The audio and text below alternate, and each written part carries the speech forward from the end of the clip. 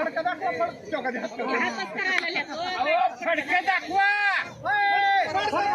दाखवा म्हणजे येतंय तिथे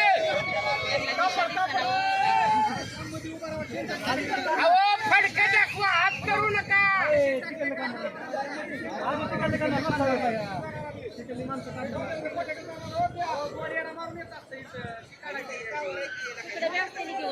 तिकडं आधी ते वस्तूवरती काढणार तिथं कडक याडा टाकलेला आहे पाण्याला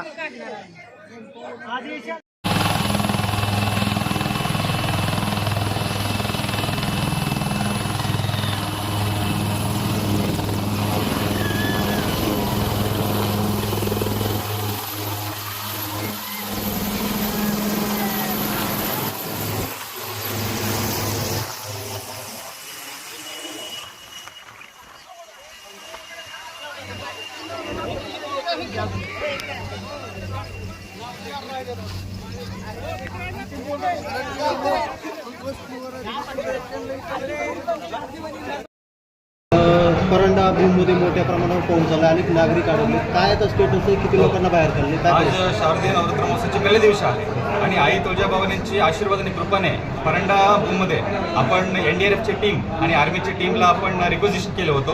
पहाटे 4 वाजता मला माहिती मिळाली की आपण लगेच आर्मीला आपण रिक्वेजिशनची विनंती केलं होतं आणि हे सांगला थोडासा आईची कृपेने आनंद होते की आपण आर्मीची मदतीने आणि हेलिकॉप्टरच्या मदतीने आपण आपला लोकी आणि देवगाव या परिसरामध्ये 50 लोकांना आपण एअरलिफ्ट केलेली आहे. सुरक्षितपणे आपण सुरक्षित ठिकाणी त्यांना स्थलांतरण केलेली आहे.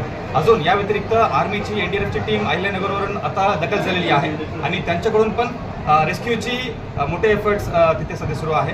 तिथे आमचे सर्व तहसीलदार BDO सर्व आमचे उपजिल्हाधिकारी आणि अपर जिल्हाधिकारी पण त्यांना आपण तैनात केलेली आहे. आता आपण मी पण लगेच तिथे रवाना होणार आहे. सर, अजून किती लोक अडकलेले आहेत? आणखी आता फक्त शेवटच्या दुधी म्हणून गाव आहे तिथे एक 10 सदस्यांचे कुटुंब सध्या अडकले आहे.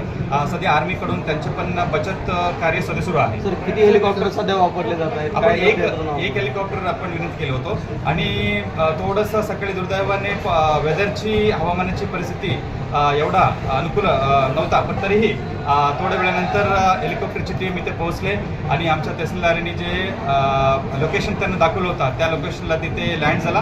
पण तिकडून त्यांची टीम आणि आपला टीम सोबत रेस्क्यू एफर्ट्स त्यांनी यशस्वीपणे त्यांनी केले. नाही, असं ते काय कॅज्युअलिटी नाही आहे. फक्त दुर्दैवाने रात्री थोडा जास्त पाऊस पडल्याने काही इशारा मिळाली नसल्याने एक ज्येष्ठ महिलांची दुर्दैवी मृत्यू झाली आहे. या व्यतिरिक्त कुठल्या प्रकारचे जीवितहानी नाही आहे. नागरिक आपण हे आवाहन करतो की आपण अजून पावसाची इशारा आहे.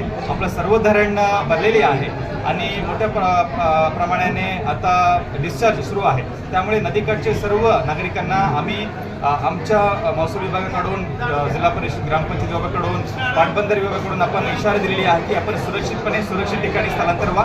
यासाठी आमचे सर्व गाव पातळीवर यंत्रणा तहसीलदार BDO तुमच्या मदतीत आहे आणि कुठल्याही अडचणी आला तो सगळे नागरिक आम्हाला संपर्क करू शकतात.